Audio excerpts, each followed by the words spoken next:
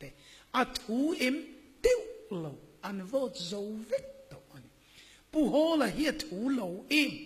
pu zo rama hi thu lo em prime minister khu thu lo em election a chuan election commission thu thu ani ti chuan sang ni le pariata kan hanin thlang ta a khata khan EVM diklavan mang kan ti a khata ka soi chin chu sang ni le pathuma EVM kan mang chana indiram pumpuin mizoram in kan manga khoi ching pen lo ania wangin tu man kan soi sel lo keini MNF MPC ZNP Congress point sang ni pathum EVM ka tu man kan soi sel lo kha Mizoram State Election Department heta strong room ankal nana voi khat man chau ani sang ni pariat in than nan khan kha state danginan tiang khan mangnon le mai ila chatur ania amar chu tu te fin kherek nge election commission anlo zuk mina ti chuan ECIL asiam to company Mizoram tana man big tour sang ni pariat in thana man tour EVM sang khatle zasari atharin an lozuk order tira asiam tu tenena eng ange pek ruk ania eng angin nge lozuk ti ruk riet anilava ti chuan kan riet danin khoi ching pen thei sha in a chip a khola asiam nam huna changin zoram tan sang le zasari an ron thon chau ta chu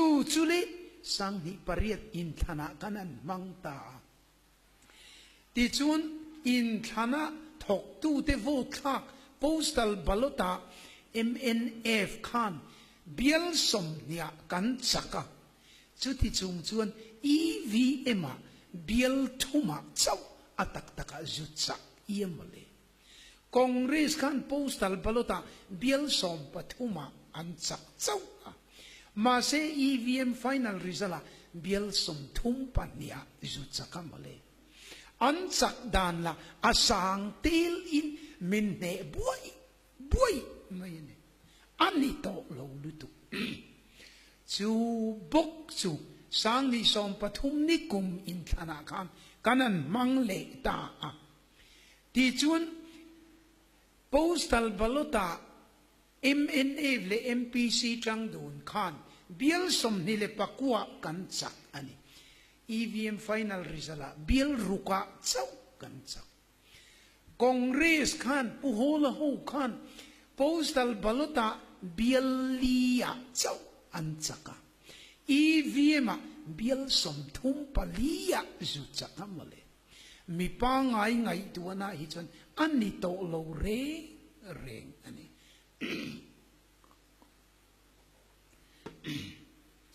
puhola soilok anti chin tun tum sang ni som pathumin thanna hian MLA som thum pani apangai kan nei anga chuba ka NLUP bonus bial ni avain som thum le pali kan nei do na ni ati a soiloka zol ne zonga soilok dik thiam berani kanti chinaka alo theng dikta postal balota palia chau achaksi EVM som thum palia han chakchu chu ta la azatel asang teli min ne buai mai ne sia aum zia chu zoram mi pui zong po hian min vote vik ma se kan tling chuang don no tu te ti dan ta mo China mi pui min vote vik ma se kan tla ne viau tho do na lo ni an tiang kha tu na chuan kan thleng ta arab kha ani chumi chu du lovin tu na po aron ti tu te kan rin thu ni lovin aron rik tu ECIL company changin mi za chuang zet zorama diutian lo chau a chu mi te chuan chu chang chu ni lovin ECIL company headquarter Hyderabad azatil sangin thok tu an ombok sia ka Hussein alo ni talova dik anti bik talo boka chu wangin chung zong zinga chun thupuan alo omta chian rang an lo neya an lo in puang ta chung zinga mi tenge rol ruk dang nein riat na chiang taka pu chon thuama political party mi po ningai reng lo kha an lo rol ruk an lo peta dik lo lutuk kha athin rim ani ko hanu pa ni chung point athin rim tong khong puak chuak khan puhola SMS athona ti chuan chu ta tang chun thu boi lo chuaka FIR te tin an lo mana ti chuan thu boi nei nan lo kalta ani a ti chuan chu ta po chuan han bil turin nasata ka be alo nga ya ti chuan chu mi an bil zo chuan heta char si pek turania char si a pengem kan ti kan thir lai pu hola tenamin an pelo le thin tun tum chuan pe tak tong ti pelo le thin mi puin chei a pelo le mai dunin ni kan ti atopa pelo thei lo din muna din awangin re tak chung ni om takin char si tan peta EVM le thil dang kai noi po soi le to chung lovin pe hel char si an peta amar chu pu chon thuamana a soi ve tur huna kan riat tur chu kan lapu ang chu pu chon thuamana aron SMS thua po kan riat ang khan corruption zong tin ber chu tiang chuan ni in fin khur tok si lo atia khang zong kha zoram mi puitin kan rebel chole zel don ani chu wangin tuna hian kan riat tura ka do chu he thila hian eminate point kota kan kalta hai kota Congress te nol vekula keini hi min thinti ro kan ti anilo ngoi teu heti emadik lo chu a I chir chale tengu hai ko teu kan mi chiam kan computer scientist te kan ron thonga Congress lampoi nan du le tho sela adua piang in tho sela ti chuan I chir chale u ti kha kan dil ani mai chumye kan chir thatura chuan ami chiam rampona mi te point tuna chuan kan khol hi thato khopa hetia computer chip a in record to hi chu zukzon chua hi kan ol sam to khopa chu wangin thuruk aum tak thei to lo tuna po min mandu chuan ching khat po poisa pek ngai lovin keima nin kan ronin tum vek khovela EVM hi arin lel oma teaching pen theyani ti hi au chua puile a thei lovani ti polan oma a thei zia hi ron tarlan kan du to ani chuwangin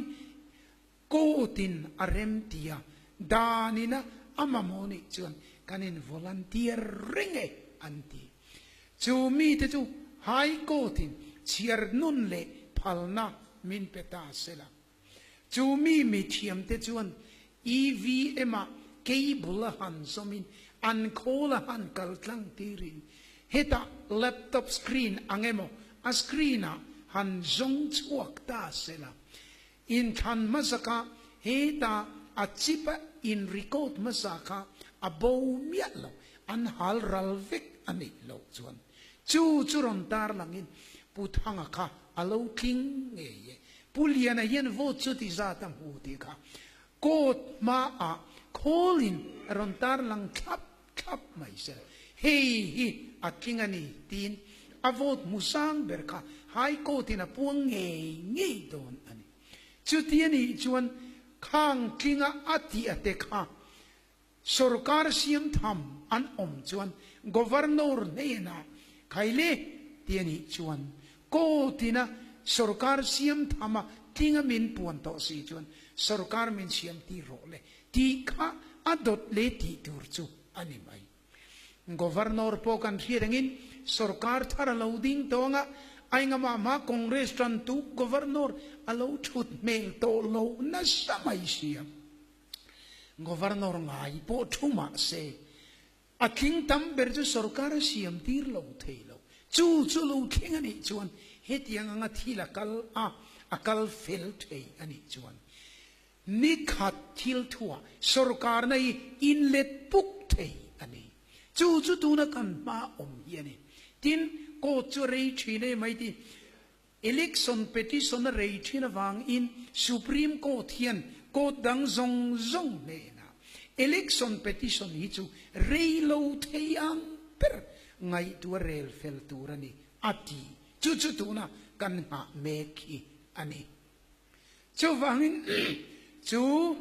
kan thu in chu lo kala chu eng huna po tin kong dangin mi supreme court evidence an nei tha chuan PIL kinga he sarkari adin dana diklo chui te u tia PIL kinga supreme court kalpui thei alani engpon se keni MNF ten sa high court kan kalpui china po kha lau tak ani to ani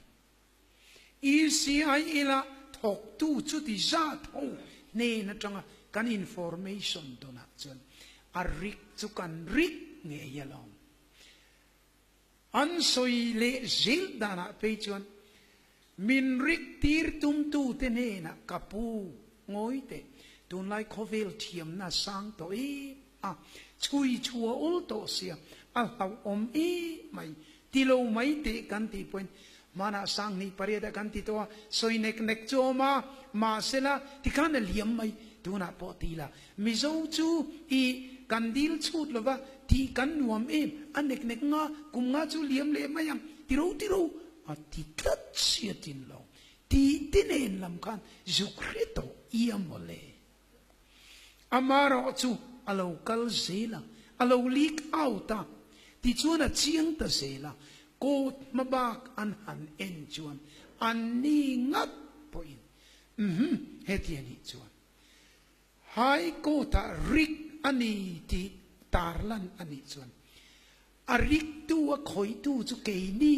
diu ti zorama han kal zong ka kan ni ti kha a chiang to sia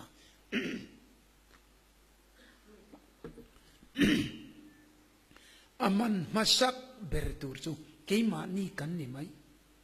tu tenge ti tir cheu ti kha adot chu ni mai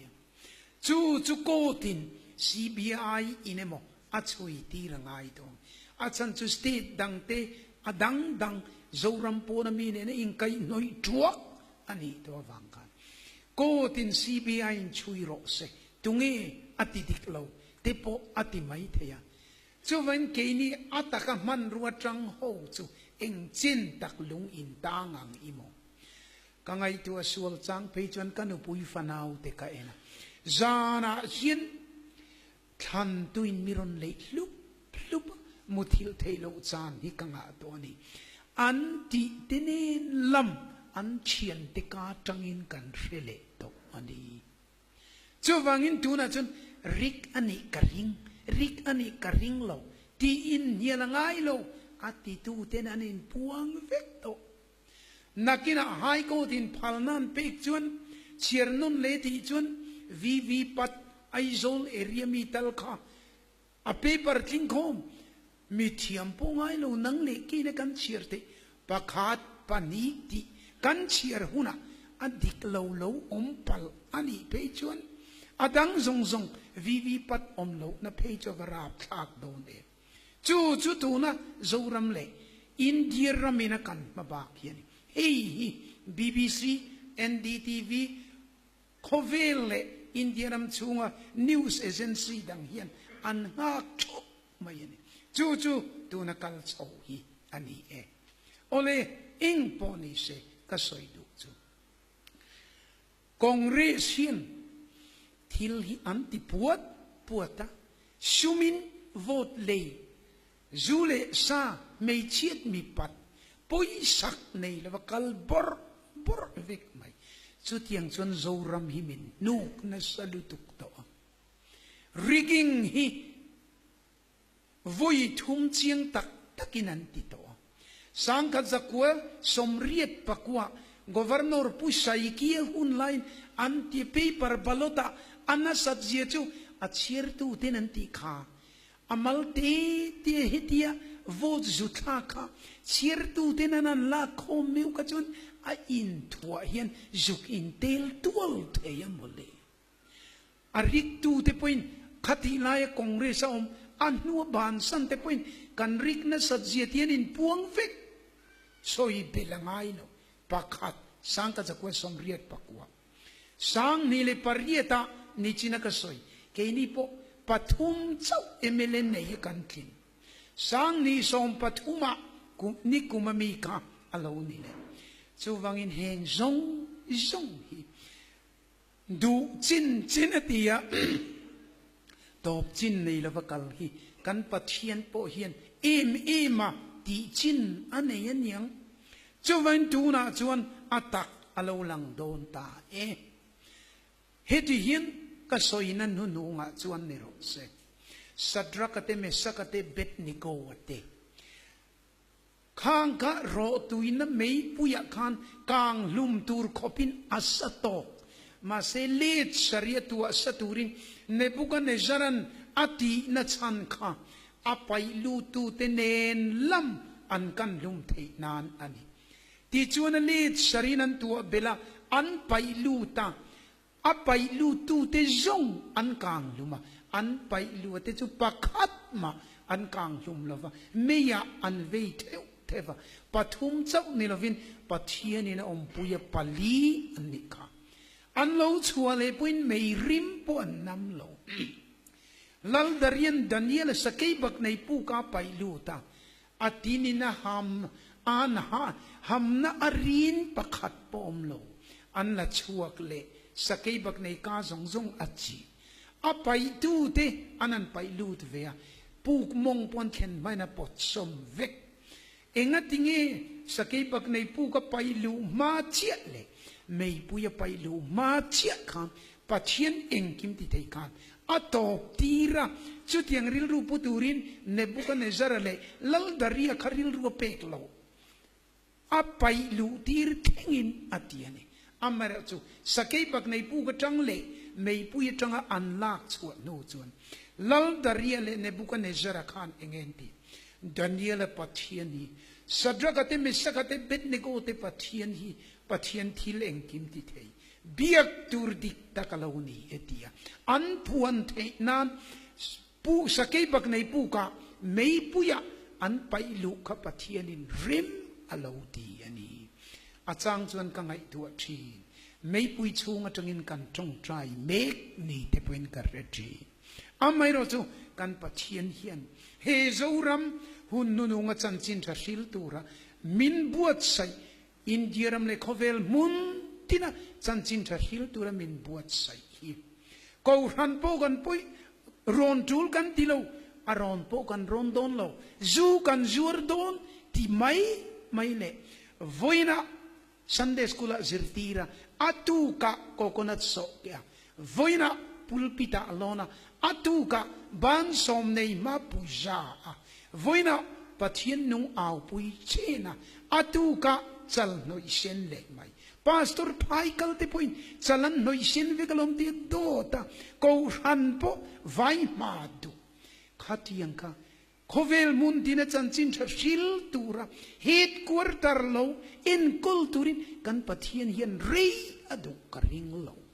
chowang tu nai mual pho nain tiang hian an lo lang ta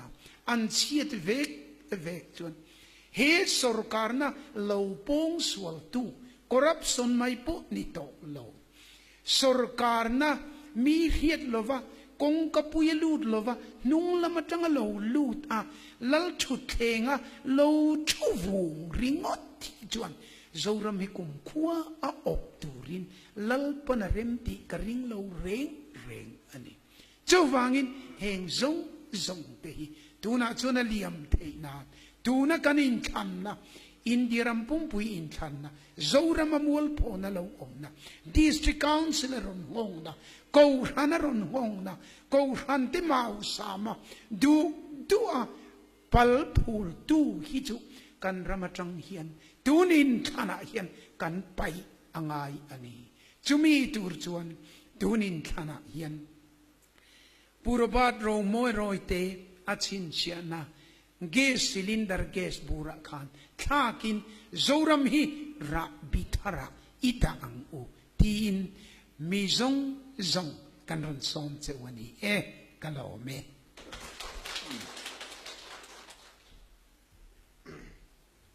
puzoram thana kan lome nchile ka seitong khan he dari adre don to a zoram mi pui beng verle